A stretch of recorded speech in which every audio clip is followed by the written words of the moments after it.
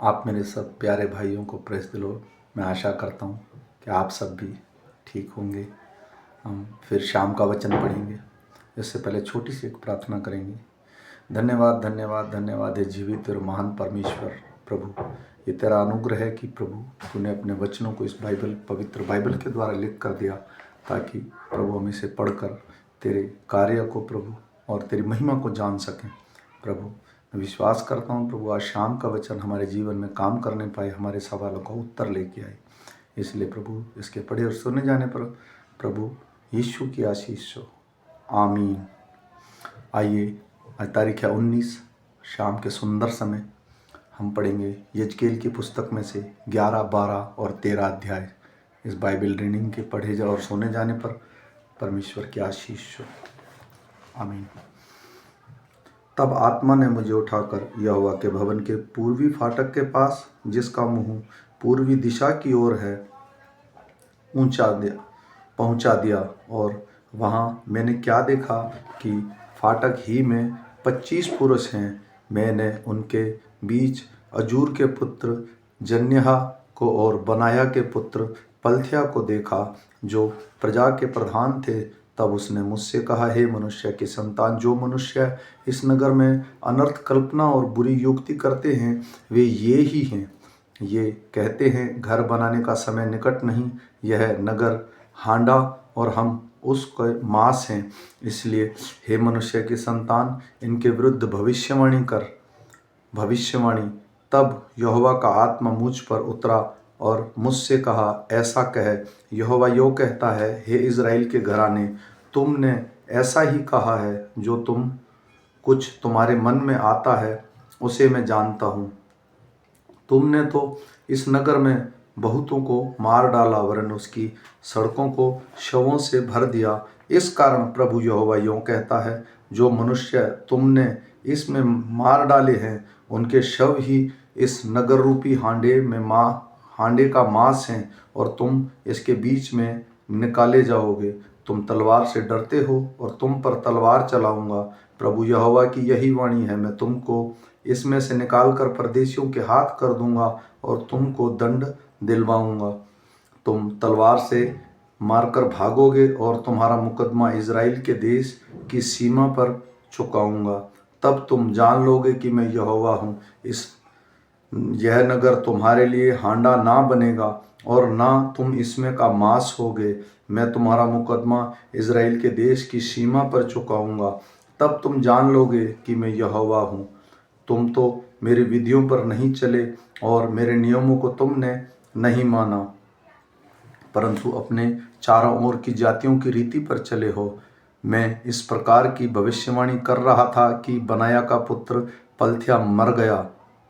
तब मैं मुंह के बल गिरकर ऊंचे शब्द से चिल्ला उठा और कहा, हाय प्रभु यहोवा, क्या तू इज़राइल के बचे हुओं का सत्यानाश कर डालेगा? तब यहोवा ने यह वचन मेरे पास पहुंचाया, हे मनुष्य के संतान, यरूशलेम के निवासियों ने तेरे निकट भाइयों से, वरन इज़राइल के सारे घराने से भी कहा है कि तुम यहोवा के पास से दूर हो जाओ। यह देश हमारे ही अधिकार में दिया गया है। परंतु तू उनसे कह, प्रभु यहोवा यों कहता है, मैंने तुमको दूर दूर की जातियों में बसाया और देश देश में तितर बितर कर दिया है। तो भी जिन देशों में तुम आए हुए हो, उनमें मैं स्वयं तुम्हारे लिए थोड़े दिन तक पवित्र स्थान ठहरूंगा। इसलिए उनसे कहे कि प्रभु यहोवा यों कहता है, मैं तुमको जाति जाति के लोगों के बीच में बटोरूंगा और जिन देशों में तुम तितर बितर किए गए हो, उनमें से तुमको इकट्ठा करूंगा और तुम्हें इज़राइल की भूमि दूंगा। वे वहां पहुंचकर उस देश की सब घृणित मूर्तें और सब घृणित काम भी उसमें से दूर करेंगे। मैं उनका हृदय एक कर दूंगा और उनके भीतर नई आत्मा उत्पन्न करूंगा और उनकी देह में से पत्थर का सा हृदय निकाल कर उन्हें मांस का हृदय दूंगा, जिससे वे मेरी विधियों पर नित चला करें और मेरे नियमों को मानें, और वे मेरी प्रजा ठहरेंगे और मैं उनका परमेश्वर ठहरूंगा। परंतु वे लोग जो अपनी घृणित मूर्तों और घृणित कामों में मन लगाकर चलते रहते हैं उनको मैं ऐसा करूँगा कि उनकी चाल उन्हीं के सिर पर पड़ेगी। प्रभु यहोवा की यही वाणी है। इस पर करूबों ने अपने पंख उठाए और पहिए उसके संग संग चले, और इज़राइल के परमेश्वर का तेज उनके ऊपर था। तब यहोवा का तेज नगर के बीच में से उठकर उस पर्वत पर ठहर गया जो नगर के पूर्व ओर है। फिर आत्मा ने मुझे उठाया और परमेश्वर के आत्मा की शक्ति से दर्शन में मुझे कसीदियों के देश में बंदियों के पास पहुंचा दिया। जो दर्शन में पाया था वह लोप हो गया। तब जितनी बातें यहोवा ने मुझे दिखाई थी वे मैंने बंदियों को बता दी। फिर यहोवा का यह वचन मेरे पास पहुंचा, हे मनुष्य के संतान, तू विद्रोही करने वाले घराने के बीच में रहता है, जिनके देखने के लिए आंखें तो हैं परंतु नहीं देखते, और सुनने के लिए कान तो हैं परंतु नहीं सुनते, क्योंकि वे विद्रोह करने वाले घराने के हैं। इसलिए हे मनुष्य के संतान, दिन को बंधुआई का सामान तैयार करके उनके देखते हुए उठ जाना। उनके देखते हुए अपना स्थान छोड़कर दूसरे स्थान में जाना। यदि वे विद्रोह करने वाले घराने के हैं तो भी संभव है कि वे ध्यान दें। इसलिए तो दिन को उनके देखते हुए बंधुआई के सामान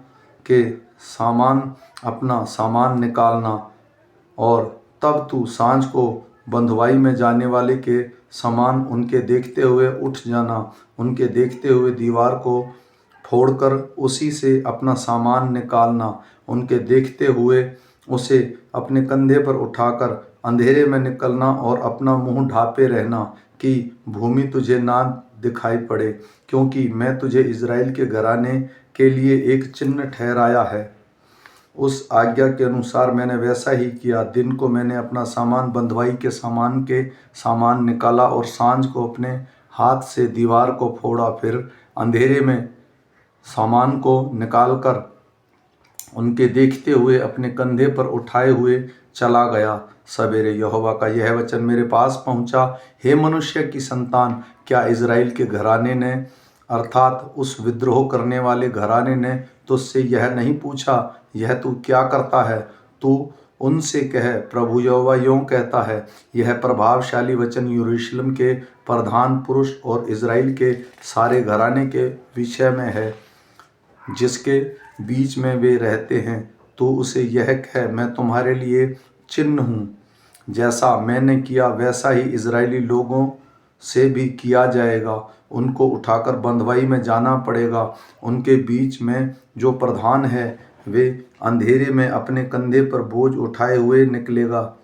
वह अपना सामान निकालने के लिए दीवार फोड़ेगा और अपना मुंह ढांपे रहेगा कि उसको भूमि ना देख पड़े। मैं उस पर अपना जाल फैलाऊंगा और वह मेरे फंदे में फंसेगा, और मैं उसे कसीदियों के देश के बेबीलोन में पहुंचा दूंगा। यदि वह उस नगर में मर जाएगा तो भी उसको ना देखेगा।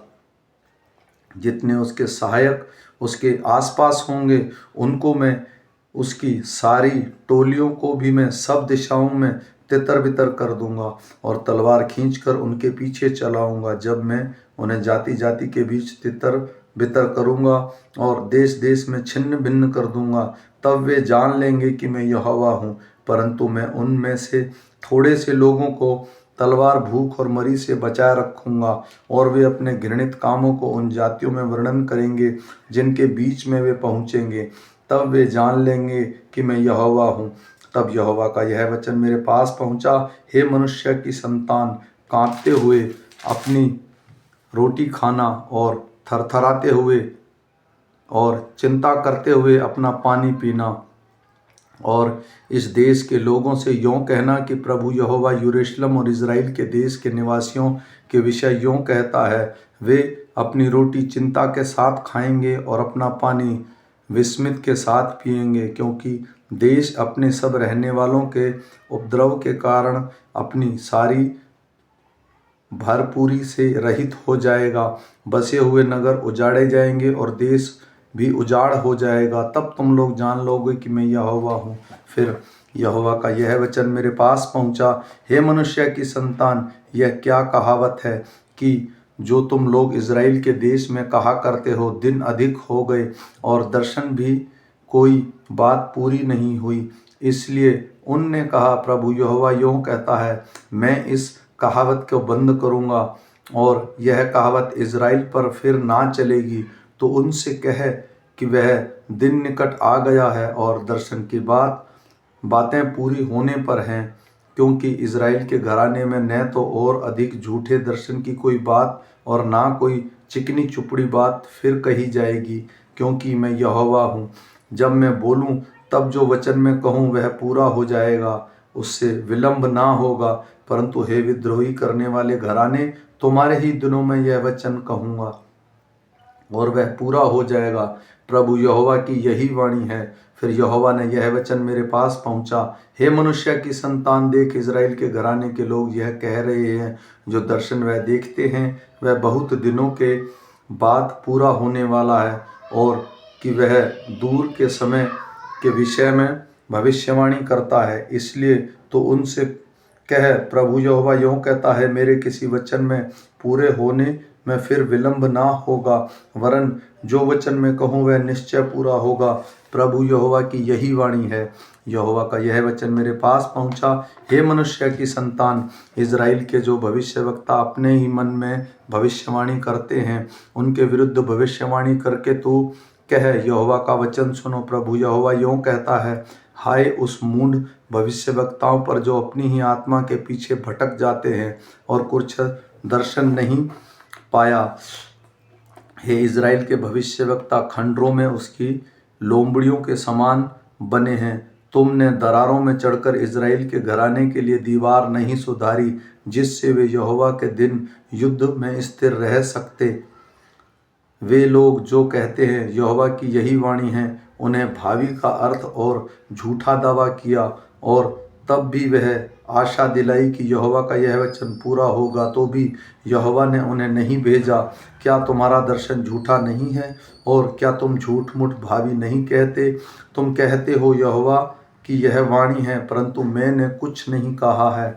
इस कारण प्रभु यहोवा तुमसे यूँ कहता है कि तुमने जो व्यर्थ बात कही और झूठे दर्शन देखे, इसलिए मैं तुम्हारे विरुद्ध हूँ। प्रभु यहोवा की यही वाणी है, जो भविष्यवक्ता झूठे दर्शन देखते और झूठ मूठ भावी कहते हैं, मेरे हाथ उनके विरुद्ध होगा और वे मेरी प्रजा की मंडली में भागी ना होंगे, ना उनके नाम इज़राइल की नामवाली में लिखे जाएंगे, और ना वे इज़राइल के देश में प्रवेश करने पाएंगे।